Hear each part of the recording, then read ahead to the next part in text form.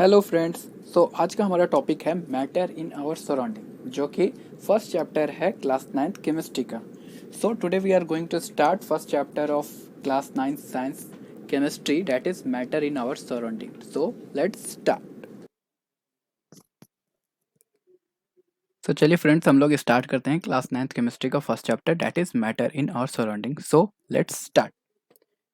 तो सबसे पहले हम लोग ये फिगर देखते हैं और इस फिगर में एनालिसिस करते हैं कि इसमें क्या क्या मैटर है। तो चलिए हम लोग इसको देखते हैं। जैसे कि ये फिगर में ये गर्ल दिखाई गई है, ये ट्री है, ये लैपटॉप है, ये सैंडविच है, ये फिश है, ये वाटर है, ये आयरन है। ये सब क्या है? ये सब मैटर्स के एग्जाम्पल है। तो आखिर हम मैटर कहते किसे हैं? तो चलिए हम लोग देखते हैं कि आखिर हम मैटर कहते किसे हैं। So what is matter? So anything which occupies space and has mass is called matter. मतलब कि हर वो चीज जो जगह घेरती है, ऑक्यूपाइज स्पेस एंड हैज मास, और जिसमें मास होता है माने वजन होता है, इज कॉल्ड मैटर। ठीक। जैसे कि चेयर आपका मैटर है, टेबल, मोबाइल, कंप्यूटर, लैपटॉप, ये सब क्या है? ये सब मैटर है। इतना ही नहीं, the food we eat, the water we drink, even the bed in which we sleep, ये सब क्या है? ये सब एक मैटर्स के एग्जाम्पल हैं। आगे हम लोग देखते हैं जैसे कि हम लोग ह्यूमन बींग हो गए, एनिमल्स हो गए, बर्ड्स या फिशेस, तो ये सब भी क्या, ये सब मैटर्स है। तो हम लोग अपने आसपास जितने भी चीज़ें देखते हैं, जितने भी चीज़ों को हम लोग इस्तेमाल करते हैं अपने डेली लाइफ में, जैसे कि जो खाना हम खाते हैं, जो पानी हम पीते हैं, या जो एयर हम सांस लेने के लिए इस्तेमाल करते हैं, ये सब क्या है? ये सब मैटर है। These all are the examples of matter. तो जो हम लोग अपने आसपास चीज़ें देखते हैं, ये सभी अगर मैटर है तो क्या मैटर नहीं है? वैसा क्या चीज़ है जो नन मैटर है? तो चलिए समझते हैं कि नन मैटर्स क्या है। तो आइए देखते हैं some examples of non matter. सबसे पहले हम लोग इस फिगर की मदद से समझते हैं कि क्या मैटर है और क्या नहीं। जैसे कि ये फिश यहाँ पे दिखाया गया, तो ये फिश क्या है? ये फिश है मैटर। लेकिन जो ड्रीम्स हम लोग देखते हैं वो नन नॉट मैटर है। ठीक है, नन मैटर। मैटर का डेफिनेशन क्या था? Anything which occupies space and has मास। तो जो हम सपना देखते हैं, क्या वो कोई जगह घेरती है? क्या उसमें मास है? तो नहीं। अब जैसे कि ये कार हो गया, तो कार जो है वो जगह भी घेरती है और उसमें मास भी है, वो वजन भी है उसमें, तो वो क्या हुआ? Matter. But peace, harmony, love, hate, ये सब कोई भी जगह नहीं घेरते, ये सब एक फीलिंग्स है, इमोशंस है, तो ये सब क्या है? नन मैटर है। तो आइए हम लोग और भी एग्जाम्पल देखते हैं नन मैटर्स के। जैसे जैसे light, sound, heat, electricity, time, ideas, thoughts, feelings, emotions, love, etc। So these are the examples of non matter. ये सब चीजें हैं जो हम लोग अपने डेली लाइफ में नाम तो सुनते हैं, बट ये सब मैटर नहीं है। ये सब चीजें हैं जो सिर्फ हम फील कर सकते हैं, इमोशंस हैं, आइडियाज हैं, थॉट्स हैं। तो ये सब क्या है? इन सब चीजों कोई जगह ऑक्यूपाई नहीं करती है, ये सब चीजों में कोई मास नहीं होता है। ये सब चीजें क्या है? ये सब चीजें हैं एग्जाम्पल्स ऑफ नन मैटर। तो चलिए अब हम लोग एक छोटा सा क्वेश्चन देखते हैं एनसीईआरटी का। यहाँ पे एक क्वेश्चन है, which of the following are matter. मतलब ये जो एग्जांपल्स दिए आपके, chair, air, love, smell, hate, almonds, thought, cold, lemon, water and smell of perfume, तो ये सब में क्या मैटर है और क्या मैटर नहीं है? तो देखिए ये चेयर, तो क्या ये चेयर मैटर है? तो yes, chair is a matter. क्यों? क्योंकि ये जगह भी ऑक्यूपाई करती है और इसमें मास भी है। एयर, क्या एयर मैटर? यस। अगर हम एयर को एक बैलून में भर दें तो वो जगह भी ऑक्यूपाई करेगा और उसमें मास भी होगा। So yes, air is a matter. But love, क्या लव मैटर है? तो नहीं, love is not a matter. क्यों? अभी मैंने बताया कि love is a feeling. Love एक फीलिंग है, ठीक है, इसको हम लोग सिर्फ महसूस कर सकते हैं, बट ये कोई जगह नहीं घेरता है या फिर इसका कोई वजन नहीं होता है, मास नहीं होता है, इसलिए लव क्या है? लव एक मैटर नहीं है, ये नन मैटर। उसी तरह स्मेल, स्मेल भी क्या है? स्मेल भी नन मैटर का एग्जाम्पल है। ठीक है, हेट, हेट भी, ये सब क्या है? ये सब फीलिंग्स है, तो ये सब नन मैटर के एग्जाम्पल है। बट आलमंड, आलमंड क्या है? तो आलमंड को हम लोग खाते हैं, तो यस, ये एक मैटर है। ठीक है। थॉट, अब थॉट्स मतलब थॉट्स, आइडियाज, ये सब मैंने सब क्या बताया कि ये सब नन मैटर है। कोल्ड, कोल्ड भी क्या है? ठंड, हॉट, ये सब हम फील करते हैं सिर्फ, ये सब कोई जगह नहीं करती है, तो कोल्ड भी क्या होगा? None matter. अब लेमन है, तो लेमन क्या होगा? मैटर। वाटर, H2O, पानी हम लोग पीते हैं, अगर ग्लास में पानी रखते हैं तो वो जगह ऑक्यूपाई करता है, उसका वजन भी होता है। जैसे हम लोग 1 लीटर पानी, 2 लीटर पानी, 1 litre of bottle water bottle लेते हैं, तो पानी भी क्या है? मैटर है। स्मेल ऑफ परफ्यूम, ये बहुत इंपॉर्टेंट है। अभी मैंने ऊपर बताया कि स्मेल, स्मेल क्या है? Non matter, but smell of perfume ये क्या है? यस, ये मैटर है। क्यों? जब हम लोग स्मेल को एज ए सेंस ले रहे हैं, ठीक है, मतलब ये सेंस है हम लोगों का। जब हम लोग स्मेल सूंघते हैं तो कोई भी चीज, तो हम लोग एज ए सेंस जब बात करते हैं तो ये नन मैटर होता है। बट स्मेल ऑफ परफ्यूम, कोई चीज के हम लोग फ्रेगनेंस या ऑर्डर या स्मेल की बात करेंगे जैसे परफ्यूम का, तो वो क्या हो जाएगा? वो मैटर हो जाएगा। तो इसलिए स्मेल ऑफ परफ्यूम क्या हो जाएगा? तो yes, smell of perfume is an example of matter. ठीक है, तो इसका आंसर हो जाएगा chair, air, almonds, lemon, water and smell of perfume. तो ये सब हमारे क्या हो गए? तो ये सब हमारे एग्जांपल हो गए मैटर के। और नन मैटर के कौन कौन से एग्जांपल? तो नन मैटर के love, smell, hate, thought and cold. मतलब जो भी चीजें फीलिंग्स है, जो ऐसे चीजें जिसे हम से फील कर सकते हैं, जो ना कोई इस जगह ऑक्यूपाई करती है, ना किसी कोई मास होता है, तो वैसे चीजें नन मैटर होते हैं। ठीक है, तो चलिए अब आगे बढ़ते हैं। तो हम लोग अब जान चुके हैं कि मैटर क्या होता है और नन मैटर क्या होता है। तो चलिए अब हम लोग मैटर के बारे में थोड़ा-सा और डिटेल में पढ़ते हैं और जानते हैं इसके सारे कैरेक्टरिस्टिक्स के बारे में। तो जैसा कि मैंने आप लोगों को बताया मैटर का डेफिनेशन कि anything which occupies space and has mass is called matter. माने कि हर वो चीज़ जो जगह घेरती है और जिसमें मास होता है उसे हम मैटर कहते हैं। तो ये मास क्या होता है? What is the definition of mass? तो मास क्या होता है? मास एक फिजिकल क्वांटिटी है जिसका इस्तेमाल हम लोग किसी भी सब्सटेंस में कितने नंबर ऑफ एटम्स, मतलब कि टाइनी पार्टिकल्स कितने उसमें प्रेजेंट हैं, वो जानने के लिए करते हैं। मतलब amount of matter is called मास। और इसको हम लोग केजी में मेजर करते हैं। मतलब मास का ऐसा यूनिट क्या हो गया? केजी। ठीक है, तो मास का एसआई यूनिट हो गया केजी। मास के बारे में एक और इम्पॉर्टेंट बात है कि मास जो है वो हर जगह पे कांस्टेंट होता है। मतलब अगर हम किसी भी चीज़ का मास अर्थ पे निकालते हैं तो उसी सब्सटेंस का मास अगर हम मून पे भी मेज़र करेंगे तो वो सेम रहेगा। मून या स्पेस कहीं भी जाके हम कोई भी चीज़ का मास निकालते हैं तो वो सेम रहता है, वो डिफ़र नहीं करता। मतलब कि आपका अगर मास 50 केजी अर्थ पे है तो अगर आप मून पे भी अपना मास मेज़र कीजिएगा तो वो 50 केजी ही रहेगा, वो चेंज नहीं करेगा। बट वेट के केस में ऐसा नहीं होता है। वेट क्या होता है कि अगर आप जितना भी आपका वेट अर्थ पे है उसका 1/6 हो जाता है मून पे। तो मास जो होता है वो मास एक फिजिकल क्वांटिटी है जो कांस्टेंट होता है हर जगह पे। ठीक है, आगे देखते हैं।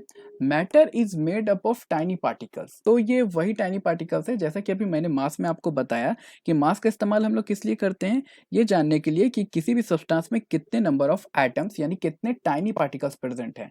तो ये जो मैटर होते हैं वो मैटर छोटे-छोटे टाइनी पार्टिकल्स से मिलके बने होते हैं। इतने छोटे कि उन्हें हम अपने नेकेड आई से देख भी नहीं सकते हैं।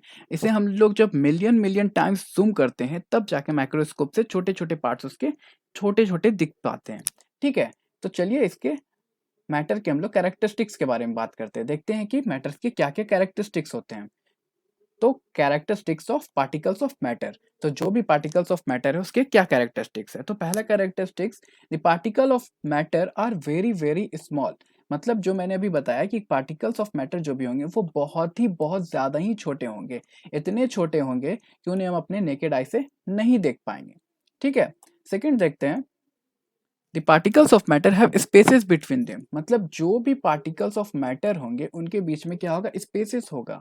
मतलब कोई भी अगर पार्टिकल ऑफ मैटर है तो उनके आपस के बीच में क्या होगा? कुछ स्पेसेस होंगे, कुछ खाली जगह होंगी। ठीक है, थर्ड देखते हैं। The particles of matter are constantly moving. मतलब जो भी पार्टिकल्स ऑफ मैटर होते हैं वो क्या करते हैं? कॉन्स्टेंटली मूव करते रहते हैं। मतलब जो भी सब्सटेंस में मैटर होते हैं तो उनके जो पार्टिकल्स होते हैं वो आपस में कॉन्स्टेंटली मूव करते रहते हैं, वो रेस्ट में नहीं रहते हैं। ठीक है, फोर्थ देखते हैं। The particle of matter attract each other. मतलब जो पार्टिकल्स ऑफ मैटर होते हैं वो एक दूसरे को अट्रैक्ट करते हैं। अब यहाँ पे ये जो अट्रैक्ट है वो अट्रैक्शन जैसे मैग्नेट से आयरन अट्रैक्ट होता है वो नहीं है, क्योंकि वो दोनों अलग अलग मैटर होते हैं। वो अलग सब्सटेंस हो जाता है मैग्नेट, और आयरन अलग, और वो एक दूसरे को अट्रैक्ट करते हैं। ठीक है, लेकिन यहाँ जो था particles of matter attract each other. मतलब एक ही सब्सटेंस के जो पार्टिकल्स ऑफ मैटर होते हैं, मतलब एक ही मैटर के जो पार्टिकल्स होते हैं वो एक दूसरे को अट्रैक्ट करते हैं, मतलब खींच के रखते हैं एक दूसरे में। ठीक है, तो ये हमारा फोर्थ प्रॉपर्टी कि the particles of matter attract each other. ठीक है, तो जो भी पार्टिकल्स मैटर के अंदर होंगे वो एक दूसरे को अट्रैक्ट करते हैं। तो ये आपके हैं characteristics of particles of matter. तो चलिए इन चारों प्रॉपर्टीज को हम लोग डिटेल में देखते हैं और सबको एक एग्जांपल के साथ समझते हैं। तो हमारा पहला प्रॉपर्टी क्या था? The particles of matter are very very small. ठीक है, तो चलिए हम लोग इसको एक एग्जांपल से समझते हैं।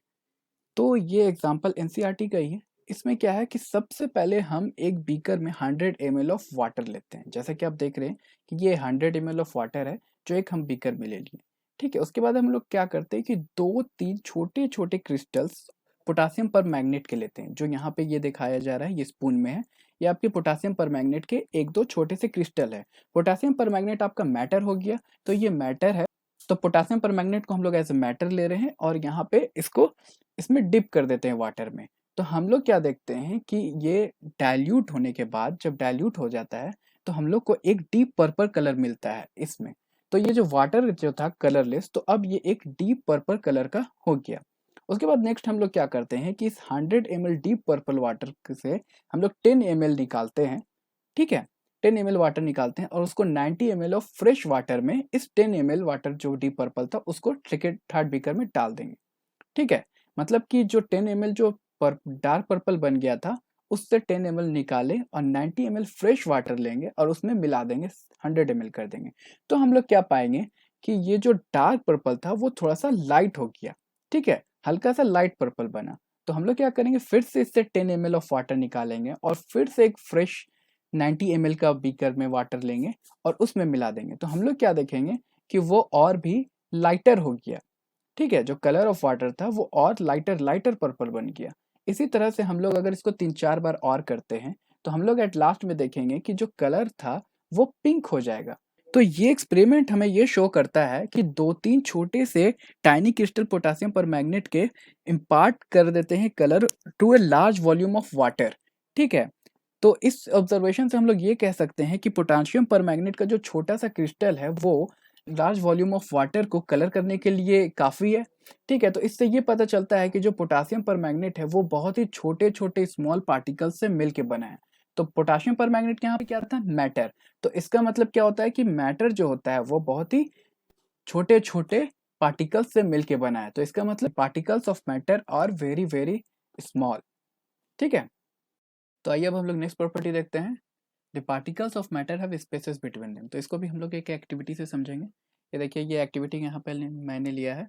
तो हम लोग सबसे पहले क्या करेंगे, एक बीकर में कुछ अमाउंट ऑफ वाटर भरेंगे। वो बीकर को हम लोग फुल नहीं करेंगे, हाफ रखेंगे। तो एक बीकर में हम लोग कुछ अमाउंट ऑफ वाटर ले लेते हैं।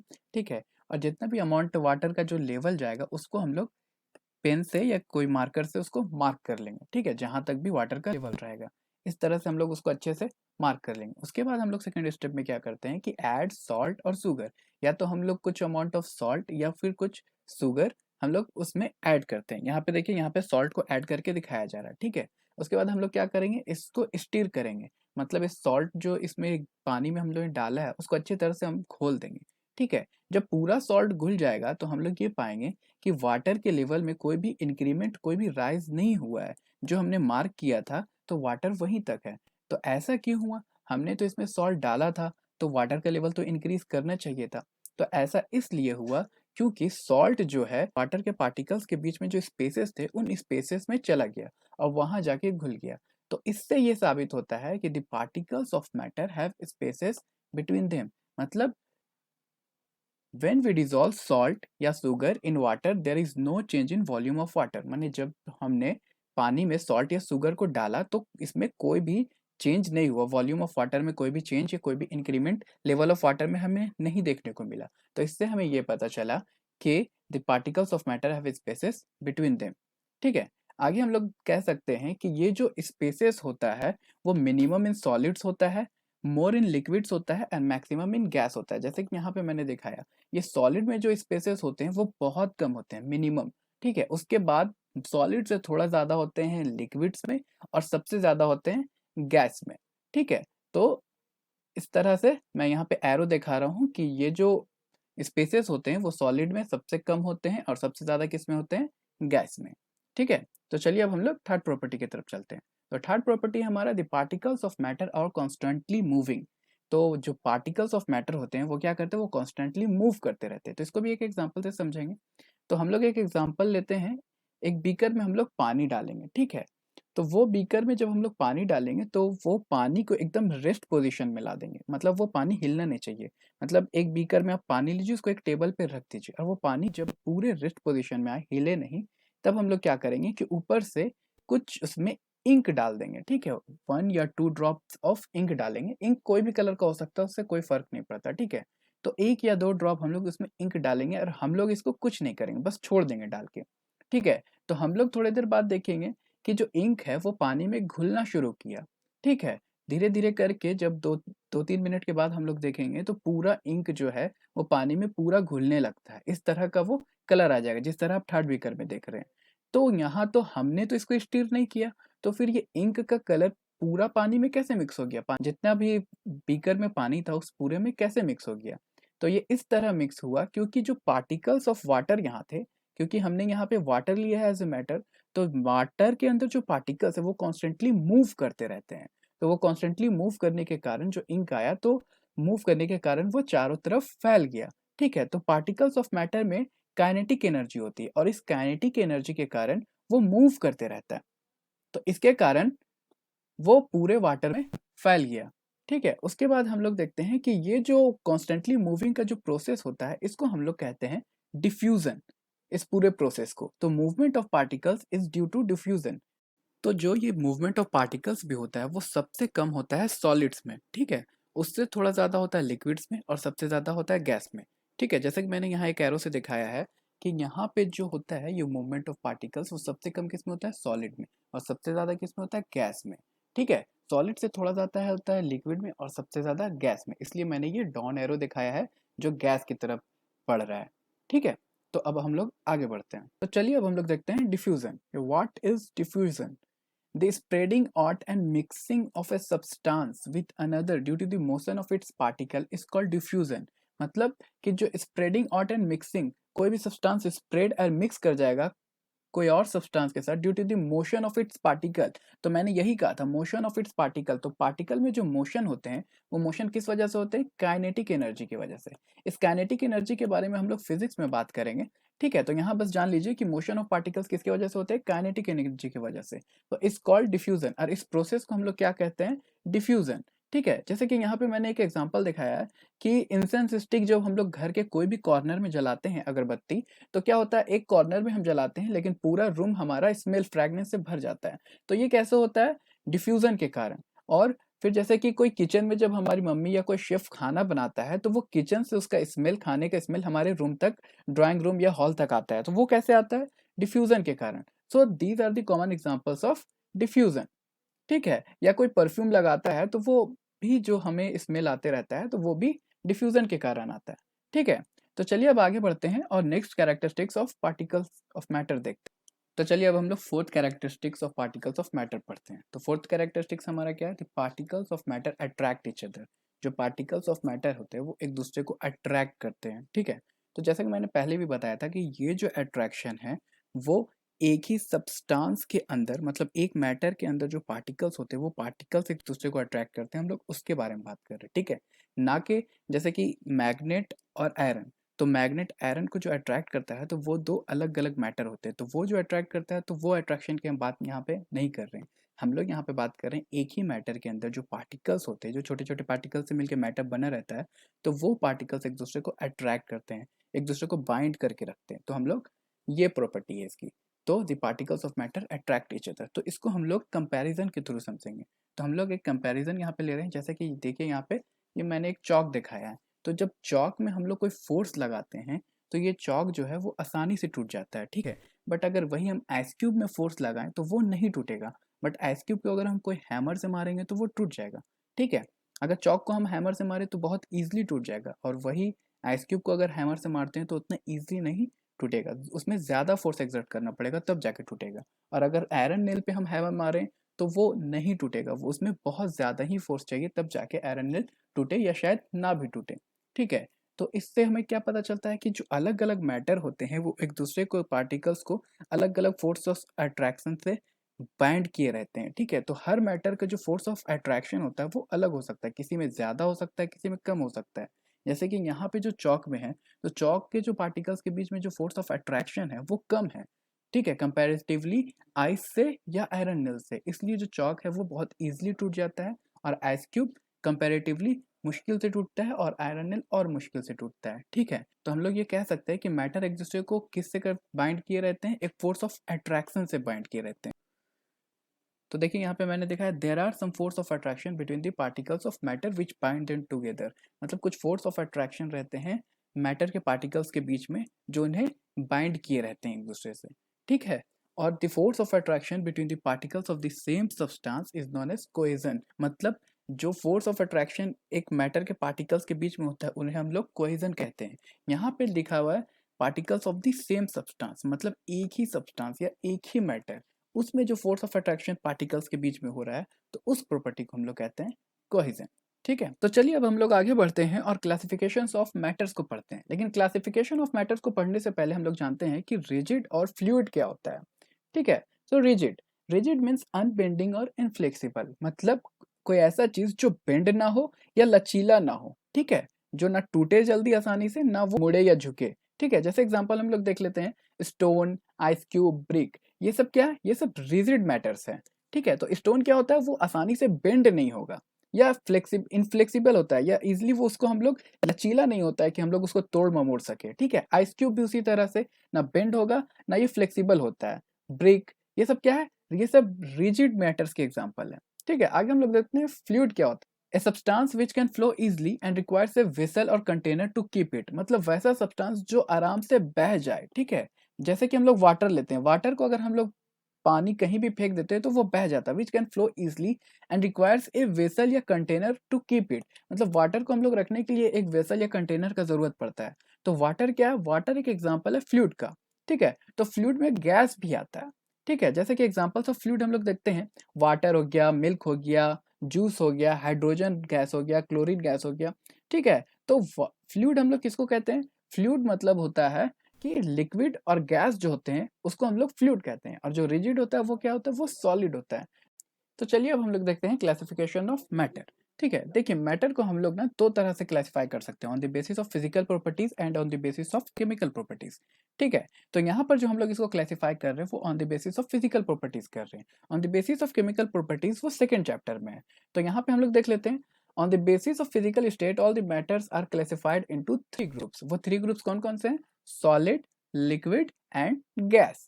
ठीक है, तो यहाँ पे हमने देखा कि मैटर को हम लोग तीन पार्ट में डिवाइड करते हैं on the basis of physical state, और वो तीनों पार्ट कौन कौन से हैं, सॉलिड, लिक्विड एंड गैस। ठीक है, तो इसमें ये जो सॉलिड होता है वो रिजिड होता है। ठीक है, जैसे अभी हमने पीछे जो पढ़ा था रिजिड एंड फ्लूइड, तो उसमें जो ये सॉलिड होता है वो क्या होता है, ये रिजिड होता है। ठीक है, और ये जो लिक्विड एंड गैस होते हैं ये आपका फ्लूइड हो जाते हैं। ठीक है, ये जो लिक्विड है एंड गैस ये आपका फ्लूइड हो जाते हैं। तो जैसा कि मैंने आपको बताया था कि रिजिड क्या होता है, रिजिड ऐसा चीज होता है जो अनबेंडिंग होता है और इनफ्लेक्सिबल होता है, मतलब जिसको इजिली तोड़ा ना जा सके या फिर वो फ्लेक्सिबल नहीं होता है। ठीक है, और लिक्विड और गैस मतलब फ्लूइड क्या होता है, फ्लूइड ऐसा चीज होता है, a substance which can flow easily, जो आराम से बह सकते हैं। तो लिक्विड के केस में ऐसा होता है कि लिक्विड आराम से बह जाते हैं, गैस भी आराम से बहते हैं, और सॉलिड जो होते हैं वो अनबेंडिंग होते हैं। तो ठीक है, तो चलिए अब हम लोग कुछ एग्जांपल्स देख लेते हैं सॉलिड, लिक्विड एंड गैस के।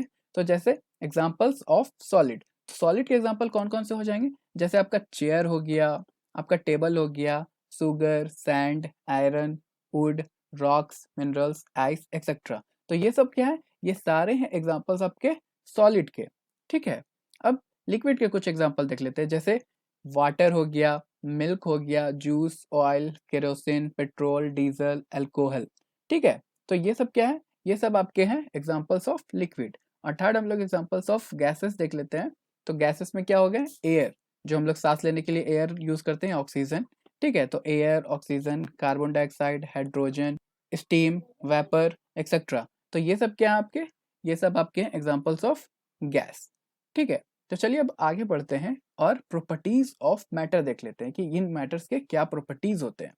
ठीक है, तो प्रॉपर्टीज ऑफ मैटर, तो ये जो तीनों सॉलिड, लिक्विड एंड गैस होते हैं ये तीनों के अलग अलग प्रॉपर्टीज होते हैं। तो सब प्रॉपर्टीज को हम लोग कंपेयर करेंगे और देखेंगे कि तीनों के प्रॉपर्टीज क्या क्या हैं। ठीक है, तो सबसे पहले देखिए, solids have fixed shape and fixed volume, मतलब सॉलिड्स का क्या होता है, जो शेप होता है वो फिक्स्ड होता है और वॉल्यूम भी होता है वो फिक्स्ड होता है। तो आप किसी भी चीज़ का एग्जांपल ले लीजिए, जैसे कि आइस क्यूब हो गया या वुड हो गया, तो ठीक है, तो वुड का जो भी शेप रहता है वो शेप हमेशा फिक्स्ड रहता है और उसका जो वॉल्यूम रहता है वो भी फिक्स्ड रहता है। कोई ब्रिक ले लीजिए, तो वो ब्रिक का भी जो रहता है वो शेप वो हमेशा फिक्स्ड रहेगा और उसका जो वॉल्यूम रहेगा, लेंथ, ब्रेड्थ एंड हाइट, तो वो क्या रहेगा, वो फिक्स्ड रहेगा। तो सॉलिड्स का क्या होता है, शेप भी फिक्स्ड रहता है और वॉल्यूम भी फिक्स्ड रहता है, ठीक है। बट लिक्विड्स में क्या होता है, liquids have a fixed volume. Liquids का क्या होता है कि वॉल्यूम तो फिक्स रहता है but they have no fixed shape, but उनका शेप जो है वो फिक्स नहीं रहता है, ठीक है। अब मान ले कि हम 1 लीटर ऑफ वाटर लेते हैं कोई जग में, ठीक है, बड़ा सा वेसल में, ठीक है, तो उस वेसल का जो शेप रहता है तो वो लिक्विड उस शेप को एक्वायर कर लेता है। लेकिन जब उसे हम कोई ग्लास में डाल देते हैं उस पानी को, तो फिर वो लिक्विड जो है उस ग्लास के शेप को ले लेता है। तो इससे हमें क्या पता चलता है कि लिक्विड का जो वॉल्यूम था, अगर 1 लीटर वाटर जग में था तो वही 1 लीटर वाटर हमने ग्लास में भी डाला, तो वॉल्यूम तो सेम है, 1 लीटर वहां भी था जग में भी और 1 लीटर ग्लास में भी है। बट जो शेप होता है, तो पहले वो जग का शेप लिया होता है, जब हमने उसे ग्लास में डाला तो वो ग्लास का शेप ले लिया। तो क्या होता है कि इसका शेप जो होता है लिक्विड का वो फिक्स नहीं होता है, ठीक है। और गैसेस में क्या होता है, gases have neither a fixed shape nor a fixed volume, मतलब ना तो गैसेस का शेप फिक्स्ड होता है ना तो वॉल्यूम फिक्स होता है, ठीक है। आगे बढ़ते हैं और देखते हैं सेकंड पॉइंट।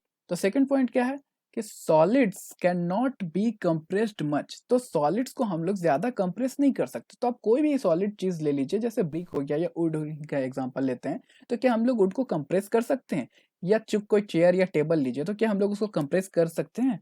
तो वो कंप्रेस नहीं होता है। तो सॉलिड के तरह ही liquids can not compress much. तो सॉलिड जिस तरह से कंप्रेस नहीं होते उसी तरह से लिक्विड भी कंप्रेस्ड नहीं होते हैं, ठीक है। बट गैसेस में क्या होता है, gases can be compressed easily. Gas क्या होता है, गैस इजली से कंप्रेस्ड हो जाते हैं, ठीक है।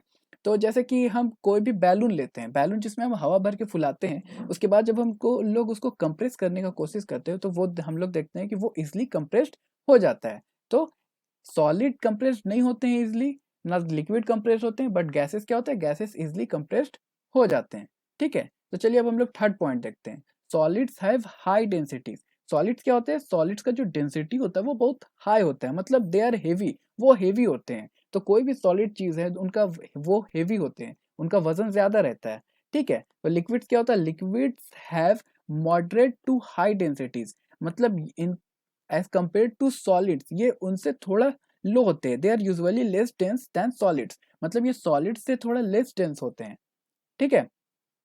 और गैसेस की बात करें तो गैसेस है वेरी वेरी लो डेंसिटीज, मतलब गैसेस का डेंसिटी बहुत कम होता है, इतना कम होता है कि हम लोग देखते होंगे कि बहुत सारे बैलून में जब हम लोग हाइड्रोजन गैस भरते हैं तो और उन्हें छोड़ देते हैं हवा में तो वो ऊपर भी चल जाते हैं, मतलब गैसेस की डेंसिटी इतनी कम होती है कि उन्हें आप छोड़ दें तो वो ऊपर चल जाता है। या कोई भी गैस हो, भाप होता है, तो सब ऊपर की तरफ जाते हैं, क्यों? क्योंकि उनकी डेंसिटी जो होती है वो कम होती है, ठीक। तो नेक्स्ट हम लोग देखते हैं फोर्थ पॉइंट। ये बहुत इंपॉर्टेंट पॉइंट है तो इसको हम लोग अच्छे से समझेंगे। Solids do not fill their container completely, ठीक है। सॉलिड्स जो है वो अपने कंटेनर को कंप्लीटली फिल नहीं करते हैं। सॉलिड्स के तरह ही liquid do not fill their container completely, liquids भी अपने कंटेनर को कंप्लीटली फिल नहीं करते, but gases fill their container completely. But जो गैस है वो अपने कंटेनर को कंप्लीटली फिल कर लेते हैं। तो ये कैसे होता है कि सॉलिड एंड लिक्विड अपने कंटेनर को कंप्लीटली फिल नहीं कर पा रहे, बट गैसेस अपने कंटेनर को कंप्लीटली फिल कर देते हैं? तो जैसा कि मैंने आपको कैरेक्टरिस्टिक्स ऑफ पार्टिकल्स में पढ़ाया था कि particles of matter have spaces between them, तो उसमें मैंने ये बताया था कि सबसे ज्यादा स्पेस किस में होता है, सबसे ज्यादा स्पेस होता है आपका गैस में। तो गैस में जो एटम्स और मॉलिक्यूल्स होते हैं वो सबसे ज्यादा स्प्रेड आउट होते हैं, सॉलिड से भी ज्यादा और लिक्विड से भी ज्यादा। तो वो क्या होते हैं, वो फ्रीली मूव करते हैं, एक जगह से दूसरे जगह वाइब्रेट करके पहुंच जाते हैं और बहुत स्पीड में वाइब्रेट करते हैं। तो वो कोई भी अगर कंटेनर में हम रखते हैं तो वो उसके कंटेनर के कोने कोने में पहुंच जाते हैं और अपने कंटेनर को कंप्लीटली फिल करते हैं, ठीक है। अगर गैस को कोई भी जिस कंटेनर में हम गैस रखते हैं अगर उसको हम सील नहीं करेंगे तो गैस वहां से स्केप आउट भी हो जाएगा। बट लिक्विड में क्या होता है, लिक्विड को हम लोग जिस कंटेनर में डालते हैं तो वो उस कंटेनर का शेप तो ले लेता है, बट क्या होता है कि वो अपना वॉल्यूम चेंज नहीं करता है, तो उसका सेम वॉल्यूम ही रहता है, तो इसलिए उसका कंटेनर फिल नहीं हो पाता है। और जैसा कि मैंने बताया था कि particles of matter have spaces between them, तो वो लिक्विड में स्पेसेस कम होते हैं, तो वो पूरे तरह से अपने कंटेनर में फैल नहीं पाता है, तो इसी कारण से वो अपने कंटेनर को कंप्लीटली फिल नहीं करता है। और सॉलिड्स में तो सबसे कम स्पेस होते हैं, जैसा कि हम लोग जानते हैं। तो उसी तरह जो पार्टिकल्स होते हैं वो पूरे हर जगह फैले नहीं होते हैं, तो इसलिए ये अपने कंटेनर को फिल नहीं कर पाता है। ठीक है, नेक्स्ट प्रॉपर्टी देखते हैं फिफ्थ में हम लोग, solids do not flow. Solid जो है वो फ्लो नहीं करता। तो जैसा कि मैंने बताया था कि सॉलिड क्या होता है, सॉलिड एक रिजिड सब्सटेंस है और रिजिड सब्सटेंस जो होते हैं वो फ्लो नहीं करते हैं। लेकिन लिक्विड क्या होता है, लिक्विड जनरली फ्लो। लिक्विड जो है वो एक फ्लूइड है, फ्लूइड क्या करता है, फ्लो करता है। उसी तरह से गैसेस फ्लो इजिली, गैसेस बहुत आसानी से फ्लो करते हैं, तो गैसेस भी क्या है, फ्लूइड है, तो ये भी आसानी से फ्लो करता है। ठीक है, तो फ्रेंड्स आज हम लोग यहीं तक पढ़ेंगे। आज हमने पढ़ा है कि मैटर क्या होता है, नॉन मैटर क्या होता है, characteristics of particles of matter हमने देखा है, रिजिड फ्लूइड क्या होता है उसको समझा हमने, क्लासिफिकेशन ऑफ मैटर देखा और प्रॉपर्टीज ऑफ मैटर देखा। ठीक है, तो नेक्स्ट वीडियो में हम लोग बात करेंगे effect of changes of matter, effect of change of temperature and effect of change of pressure. ठीक है, अगर हम लोग टेम्परेचर चेंज करते हैं तो मैटर पे क्या इफेक्ट पड़ता है, या प्रेशर चेंज करते हैं तो मैटर पे क्या इफेक्ट पड़ता है, और एक छोटा सा टॉपिक है इवेपोरेशन। उसके बाद ये चैप्टर कंप्लीट हो जाएगा। तो आज यहीं तक, so thank you, bye bye.